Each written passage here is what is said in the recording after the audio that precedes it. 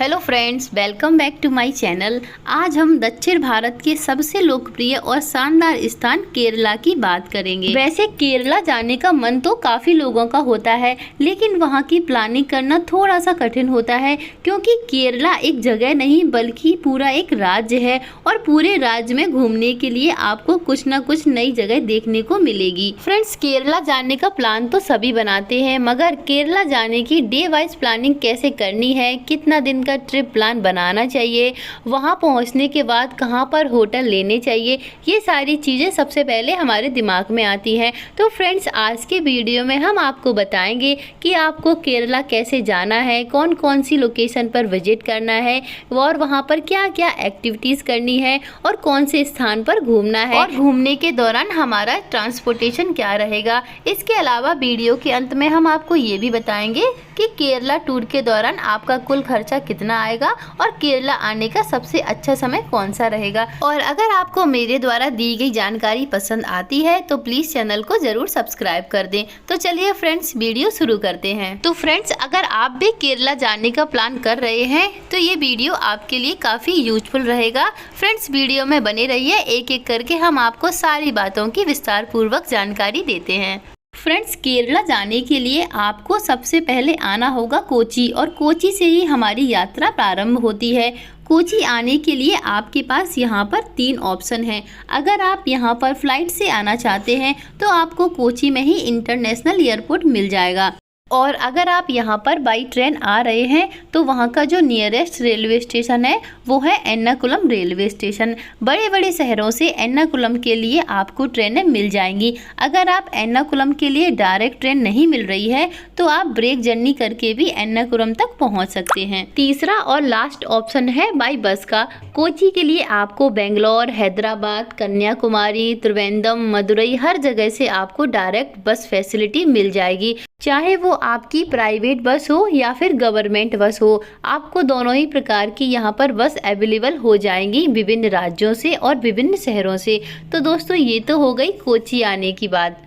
Friends, Kochi आने के बाद आपको एक दिन कोची में ही स्टे करना पड़ेगा, क्योंकि कोची घूमने के लिए आपको एक दिन का समय लग जाएगा। कोची में ही आपको एर्नाकुलम में घूमने की काफ़ी जगह मिल जाएंगी। यहाँ पर आपको काफ़ी बीचेस भी देखने को मिलेंगे और इसी के साथ आपको यहाँ पर वास्को डी गामा का मकबरा भी देखने को मिल जाएगा।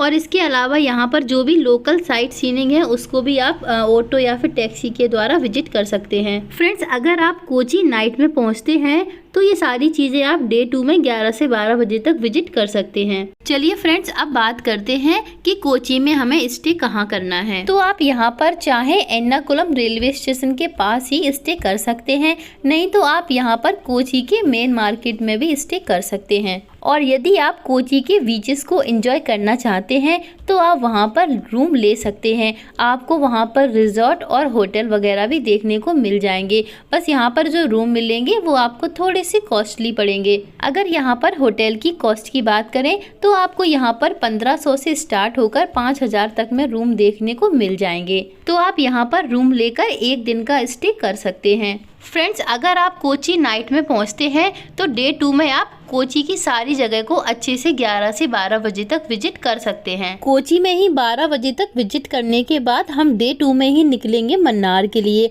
कोची से मन्नार का जो डिस्टेंस है वो लगभग 130 किलोमीटर का पड़ जाता है, और ये 130 किलोमीटर की यात्रा को तय करने के लिए आपको करीब 4 से 4.5 घंटे का समय लग जाएगा। कोची से मन्नार आप बाई बस भी जा सकते हैं, या इसके अलावा आप यहाँ पर कार को हायर करके भी कोची से मन्नार तक जा सकते हैं। कार हायर से यहाँ पर ये मतलब है कि आपको यहाँ पर कार रेंट पर मिल जाएंगी। कोची से ही आप कार हायर करके सारी जगह को 7 से 8 दिनों में विजिट करके कार एजेंट को वापस कर सकते हैं। और कोची में ही आपको बहुत सारे ट्रैवल एजेंट मिल जाएंगे जो आपको कार प्रोवाइड करा देंगे, और इन कारों का रेंट एक दिन का 2500 से 5000 तक का होता है। और ये इस बात पर डिपेंड करता है कि आप कौन सी और किस मॉडल की कार ले रहे हैं। फ्रेंड्स, अगर आपका बजट अच्छा है तो आप यहाँ से कार हायर करके कोची से मन्नार जा सकते हैं, नहीं तो आप यहाँ से बस के द्वारा भी मन्नार जा सकते हैं। इसके अलावा आप यहाँ पर पर्सनल टैक्सी लेकर भी मन्नार तक जा सकते हैं। जैसी आपकी सुविधा हो जाए आप उसके अकॉर्डिंग मन्नार जा सकते हैं। फ्रेंड्स, डे 2 में ही आप 4 घंटे की यात्रा करने के बाद पहुंचेंगे मन्नार, और मन्नार में आपको कम से कम 2 दिन का स्टे बनाना ही पड़ेगा, क्योंकि मन्नार में जो लोकल साइट सीइंग है, जो पॉइंट्स हैं, जो स्पॉट्स हैं, वो बहुत ज़्यादा ही घूमने के लायक है।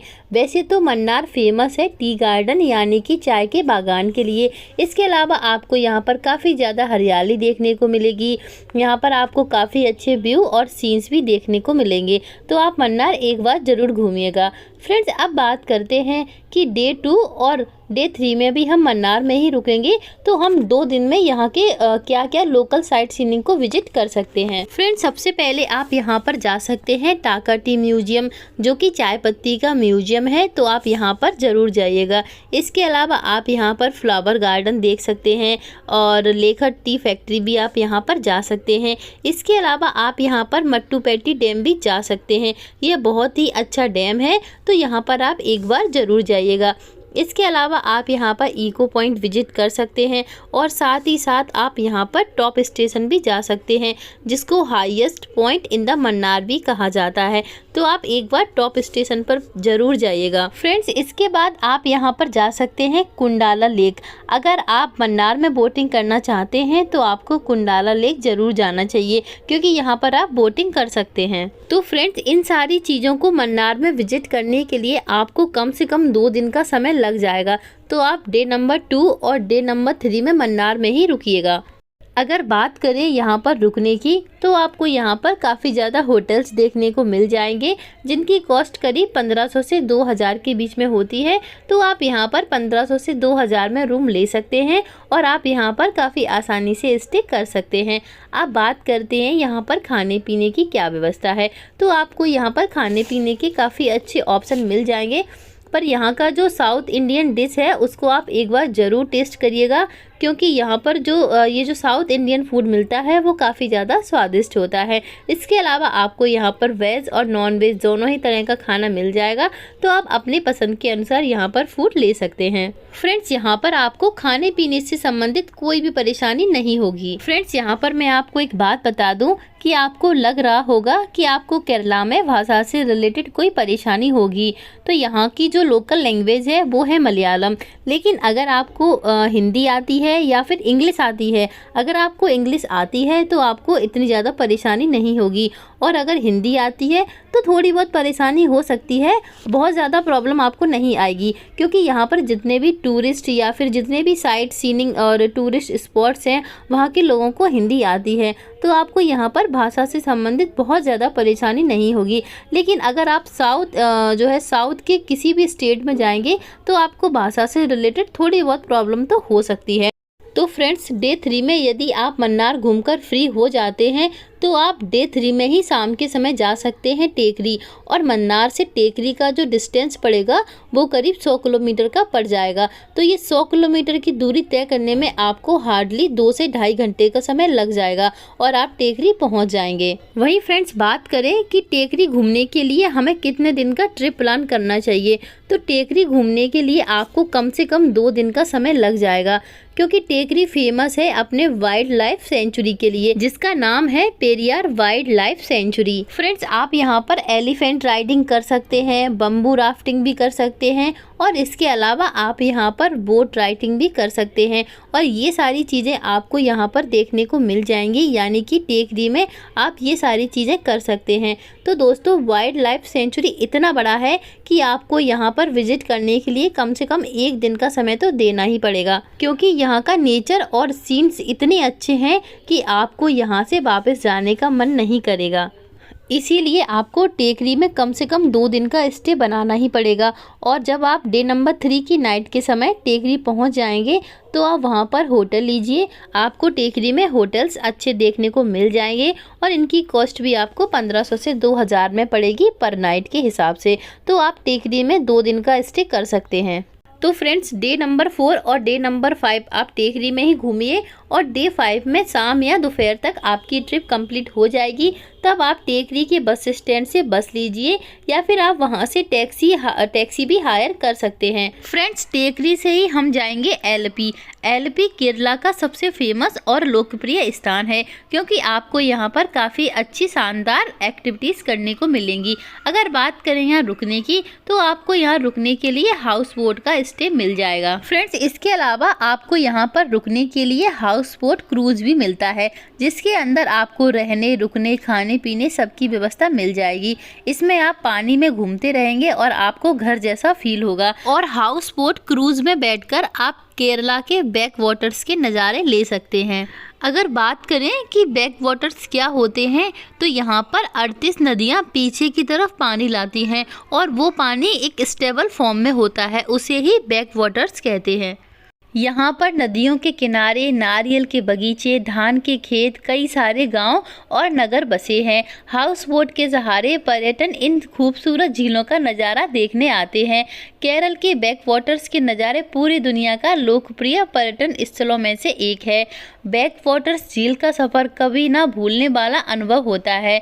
बैक वाटर्स के आसपास की हरियाली देखकर आप यहाँ के दीवाने हो जाएंगे। तो फ्रेंड्स, जब भी आप केरला जाएं तो एलपी जाना बिल्कुल भी मिस ना करें। फ्रेंड्स, डे नंबर 7 में जब आपकी एलपी की ट्रिप खत्म हो जाएगी, तब आपके पास यहाँ पर 2 ऑप्शन है। अगर आप एलपी से अपना ट्रिप ख़त्म करना चाहते हैं तो आप जाइएगा कोची, और कोची से आप बाई फ्लाइट, बाई बस या फिर बाई ट्रेन के द्वारा अपने घर वापस जा सकते हैं। इसके अलावा अगर आपने यहाँ पर गाड़ी हायर की है तो आपको डेफिनेटली वापस जाना ही पड़ेगा कार को वापस करने के लिए। और अगर आपने यहाँ पर कार नहीं ली है और आप यहाँ पर रुकना चाहते हैं तो आप यहाँ से जा सकते हैं त्रिवेंद्रम। एलपी से त्रिवेंद्रम का जो डिस्टेंस है वो करीब 150 किलोमीटर का पड़ जाएगा। फ्रेंड्स, यहाँ पर मैं आपको यही सजेस्ट करूँगी कि अगर आप केरला आए हैं तो त्रिवेंद्रम ज़रूर जाइएगा, क्योंकि त्रिवेंद्रम में स्थित है पद्मनाभ स्वामी जी का मंदिर, जो कि काफ़ी ज़्यादा फेमस और भव्य मंदिर है। फ्रेंड्स, अगर आप केरला आए हैं और आप त्रिवेंद्रम में स्थित पद्मनाभ स्वामी जी के मंदिर के दर्शन आपने नहीं किए तो आपकी यात्रा थोड़ी सी अधूरी रह जाएगी। तो फ्रेंड्स, आप त्रिवेंद्रम ज़रूर जाइएगा और पद्मनाभ स्वामी जी का मंदिर के दर्शन करिए, वहाँ पर घूमिए। इसके अलावा यहाँ पर आपको काफ़ी ज़्यादा बीचेस भी घूमने को मिलेंगे। यहाँ की जो लोकल साइट सीइंग है उनको भी आप विजिट कर सकते हैं, और यहाँ का नेचर और यहाँ के जो व्यू और सीन्स हैं वो भी काफ़ी ज़्यादा अच्छे हैं। तो आपको यहाँ पर विजिट करने के लिए कम से कम 2 दिन का समय लग जाएगा, क्योंकि एक दिन आप पद्मनाभ स्वामी जी के मंदिर को ही विजिट कर पाएंगे और इसके अलावा वहाँ के जो भी बीचेस हैं उनको विजिट कर पाएंगे, और दूसरे दिन आप ऑटो या फिर टैक्सी के द्वारा वहाँ के जो भी लोकल साइट सीइंग है उनको विजिट कर सकते हैं, और त्रिवेंद्रम से वापस आप अपनी रवानगी ले सकते हैं। इसके अलावा अगर आपके पास बजट है और आपके पास समय है तो आप त्रिवेंद्रम से ही जा सकते हैं कन्याकुमारी, और अगर आप कन्याकुमारी नहीं जाना चाहते हैं तो त्रिवेंद्रम से ही आप अपनी यात्रा ख़त्म कर सकते हैं। तो चलिए फ्रेंड्स, अब बात करते हैं केरला आने के सही समय की। तो आप यहाँ पर ऑन सीज़न और ऑफ सीज़न दोनों ही समय पर आ सकते हैं। ऑन सीज़न होता है अक्टूबर से मार्च के बीच का। इस समय आपको यहाँ पर गर्मी देखने को नहीं मिलेगी, और इसके अलावा इस समय यहाँ का एनवायरनमेंट भी काफ़ी ज़्यादा अच्छा होता है। इस समय आपको यहाँ पर बस बजट थोड़ा सा ज़्यादा मिलेगा अगर आप ऑन सीज़न आते हैं तो। वहीं अगर आप यहाँ पर ऑफ सीज़न में आना चाहते हैं तो अक्टूबर से सितंबर का बीच का जो समय होता है वो ऑफ सीज़न होता है। अगर आप यहाँ पर मानसून या फिर समर्स में आना चाहते हैं तो आप यहाँ पर आ सकते हैं, और इस समय पर आपको यहाँ पर क्राउड कम देखने को मिलेगा, साथ ही साथ आपका बजट भी थोड़ा सा कम आएगा, क्योंकि ऑफ सीजन में यहाँ पर होटल्स और खाने पीने के रेट थोड़े से आपको कम मिलेंगे। तो आप कभी भी केरला आ सकते हैं। चलिए फ्रेंड्स, अब बात करते हैं केरला में रुकने के कुल खर्चे की। तो केरला का जो मैंने आपको 9 से 10 दिन का डे वाइज प्लान बताया है, इसका एक व्यक्ति का कुल खर्चा कितना लग जाएगा यहाँ पर ये बताना थोड़ा सा मुश्किल होगा, क्योंकि अगर आप केरला को पूरा घूमना चाहते हैं तो कम से कम आप 2 लोग ज़रूर आइएगा, क्योंकि अगर आप यहाँ पर सिंगल आएंगे तो आपका खर्चा बहुत ज़्यादा आ जाएगा, क्योंकि यहाँ पर होटल्स, ट्रांसपोर्टेशन, खाने पीने या फिर आप यहाँ पर कोई भी एक्टिविटीज़ करते हैं तो इन सब का खर्चा एक व्यक्ति का बहुत ज़्यादा आएगा। फ्रेंड्स, अगर आप यहाँ पर कपल्स या फिर स्टूडेंट्स हैं, कोई भी अगर 2 लोग आते हैं तो आपका कम से कम 2 लोगों का मान के चलिए 9 से 10 दिन का जो खर्चा आएगा पूरा केरला घूमने के लिए, वो कम से कम 50,000 रुपये आप मान कर चलिए। तो इस तरह से कह सकते हैं कि एक व्यक्ति का खर्चा 25 से 30,000 रुपये आ जाएगा। तो फ्रेंड्स, ये थी केरला टूर से संबंधित संपूर्ण जानकारी, जिसका मैंने आपको विस्तार पूर्वक वर्णन दिया है। फ्रेंड्स, आप ट्रैवल के इसी तरह की अगर और भी वीडियोस देखना चाहते हैं तो प्लीज़ मेरे चैनल को सब्सक्राइब कर दीजिए, ताकि आप इस तरह की नई नई वीडियोस आपको देखने को मिलती रहें। फ्रेंड्स, वीडियो पसंद आया हो तो प्लीज़ चैनल को सब्सक्राइब कर दें। Thank you for watching.